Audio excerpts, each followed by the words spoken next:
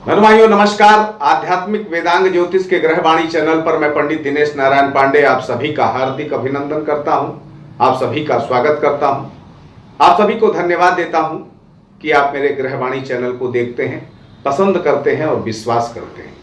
बहनों भाइयों, हथेली में बुध पर्वत से जुड़ी हुई जल तत्व प्रधान कनिष्ठिका उंगली, सबसे छोटी वाली उंगली, हमारी भावनात्मक सोच, हमारी संवेदना को प्रकट करती है।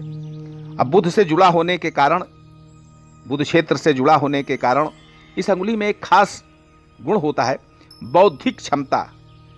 बौद्धिक क्षमता को और सामाजिक व्यवहार चर्या को ये सीधा हमें सूचित करती है, संकेत देती है।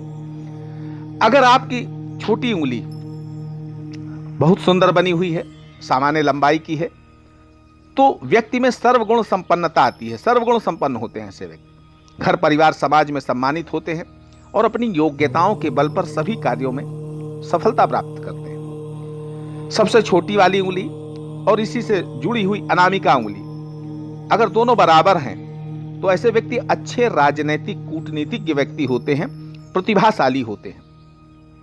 सबसे छोटी वाली उंगली और सबसे बड़ी वाली उंगली मध्यमा शनि की उंगली अगर ये दोनों बराबर होती हैं, हालांकि ऐसा बहुत कम हाथों में देखने को मिलता है, तो ऐसे व्यक्ति असाधारण प्रतिभा के धनी होते हैं, वैज्ञानिक सोच वाले व्यक्ति होते हैं। अगर कनिष्ठिका उंगली का ऊपरी हिस्सा कुछ नुकीलापन लिए होता है तो ऐसे व्यक्ति बहुत बुद्धिमान होते हैं, मेधाशाली होते हैं और ऐसे व्यक्तियों का दिमाग बहुत तेज चलता है। ऊपरी हिस्सा कुछ चौकोर सा दिखाई देता है तो ऐसा व्यक्ति दूरदर्शी होता है और विलक्षण प्रतिभा का धनी होता है और अपनी इसी प्रतिभा के दम पर समाज में स्थापित होता है। अगर यही कनिष्ठिका उंगली अनामिका उंगली की तरफ झुक जाए तो व्यक्ति के अंदर असाधारण रूप से व्यापारिक क्षमता प्रदान करता है, और यही अनामिका उंगली से दूर चली जाए, कनिष्ठिका उंगली अनामिका उंगली से दूर जाती प्रतीत होती है, तो ऐसे व्यक्ति अपने जीवन में, अपने कार्यक्षेत्र में किसी का भी हस्तक्षेप, किसी का भी अंकुश बर्दाश्त नहीं करते। स्वतंत्र मानसिकता होती है ऐसे व्यक्तियों की। इस अंगुली का सबसे ऊपर वाला जो पोर है वो अन्य दो पोरों से ज्यादा लंबा है, तो व्यक्ति में बातचीत में प्रवीणता आती है, शौकीन होता है, और ऐसे व्यक्ति का खास गुण होता है कि अपनी बातचीत से दूसरों को बांध लेता है, प्रभावित कर लेता है।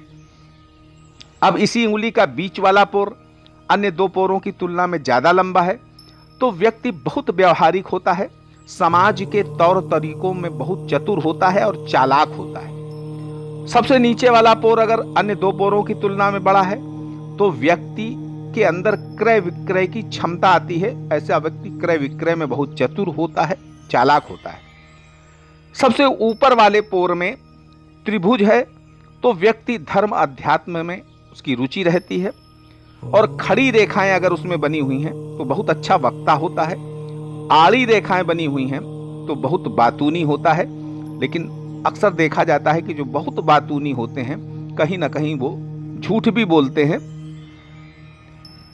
अगर ऊपर वाले पोर में जाल बना हुआ है तो गलत आदतें पैदा हो सकती हैं, चोरी चकारी करनी जैसी आदतें पैदा हो जाती हैं। दूसरे भाग में अंगुली के दूसरे पोर में त्रिभुज बना हो तो सद्गुणी होता है। आड़ी रेखाएं बनी हो तो बहुत संवेदनात्मक होता है, भावुक होता है, और अस्पष्ट रेखाएं जाल सा बनाती प्रतीत होती हो तो व्यक्ति को अनैतिक बना देती हैं।